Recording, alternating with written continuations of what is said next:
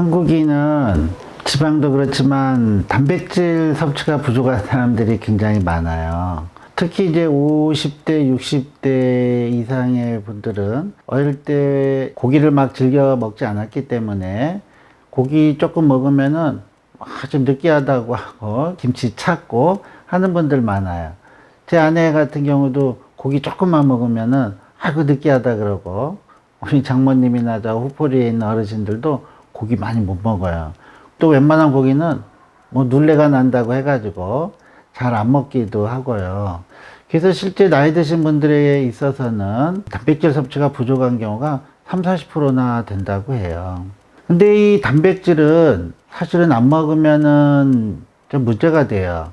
왜냐하면은 단백질을 이루는 아미노산이 20가지가 있는데 그 중에 12가지는 우리 몸에서 만들어내지만 8가지는 만들어내지를 못해요. 반드시 외부에서부터 섭취를 해야지만 될 수가 있어요. 그래서 이런 단백질 섭취가 잘 안 되면요, 뭔가 허전해요. 우리 단백질을 계속해서 균형되게 섭취를 해서 우리 몸 안에서 이용이 되고 여러 가지 재료로 쓰이는데, 이 단백질이 제대로 섭취가 안 되면은 허전해요. 허기가 느껴지고 주전부리를 해요. 그래서 뭐 식후에 과일 같은 것도 먹지만 뭐 떡도 먹고 빵도 먹고 하는 이유가 사실은 이 단백질 섭취가 부족해서 그런 경우가 많아요. 스님들이 채식 위주의 식사를 하시는데 조금 뚱뚱하신 분들도 꽤 있어요. 왜냐하면 단백질을 식물성 단백질로만 섭취를 하려다 보니까 부족하거든요. 콩이나 팥이나 이런 걸로 해서 부족한 단백질을 섭취를 하다 보니까 덩달아서 탄수화물이 많이 들어오게 되는 거거든요. 그러면 왜 이렇게 단백질 필수 아미노산이라는 게 생겼느냐? 그 이유는요, 우리가 300만 년 동안 구석기 시대를 살아왔다 했잖아요. 10,000년 전부터 경작을 하기 시작해서 탄수화물을 먹기 시작을 한 건데, 그때 300만 년 가까이를 이제 맨 고기와 이런 거를 주로 주식으로 하다 보니까 단백질은 이제 많이 들어왔어요.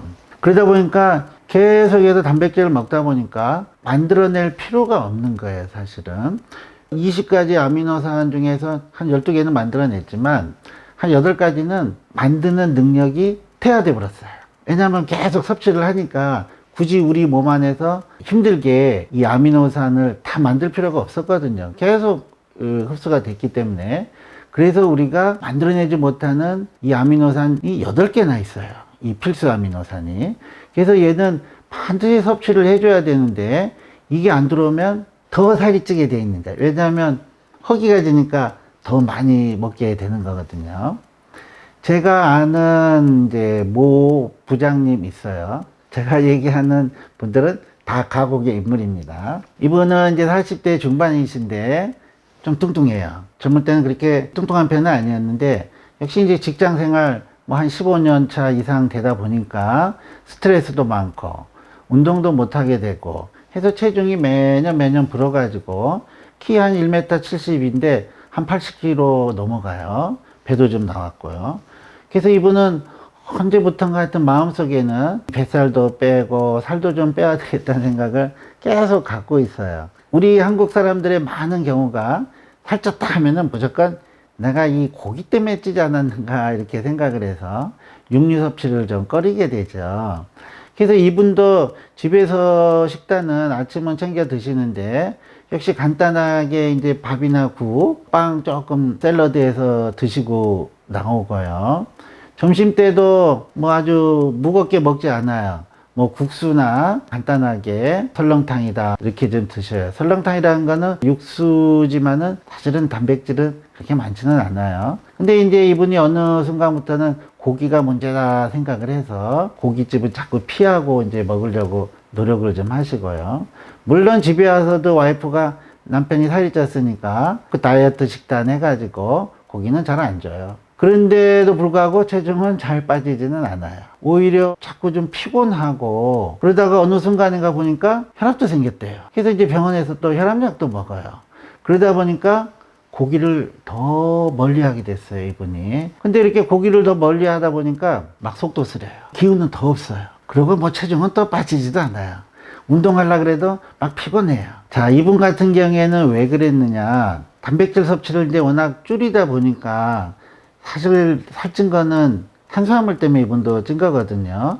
군것질하고 주전부리해서 찐 거예요. 근데 이 단백질은 우리 몸에서 수분을 제외하고는 대부분이 단백질이에요.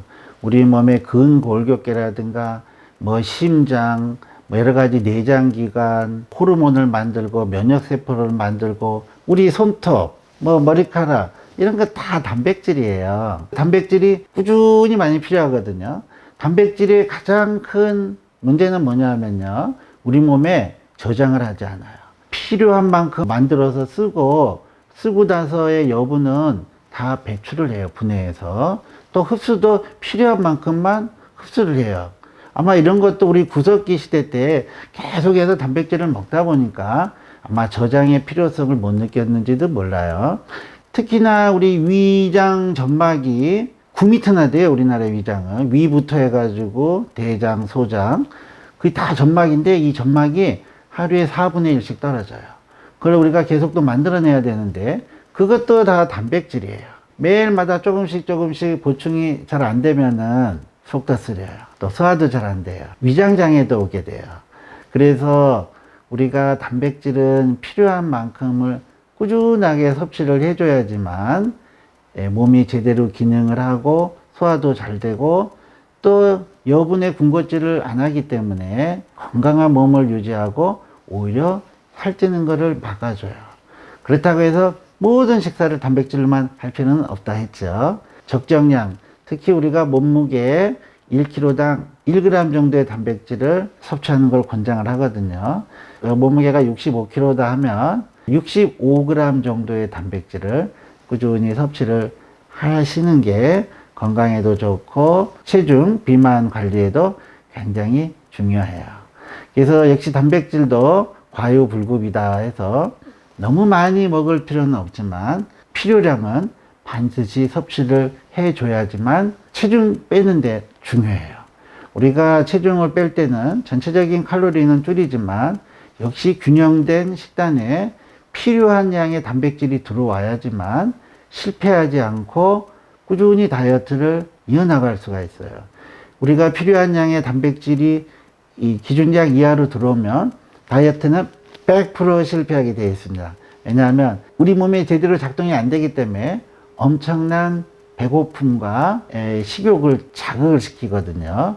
그래서 진짜로 살을 빼고 싶으면 적정량의 단백질을 꾸준하게 섭취를 하는 게 좋습니다.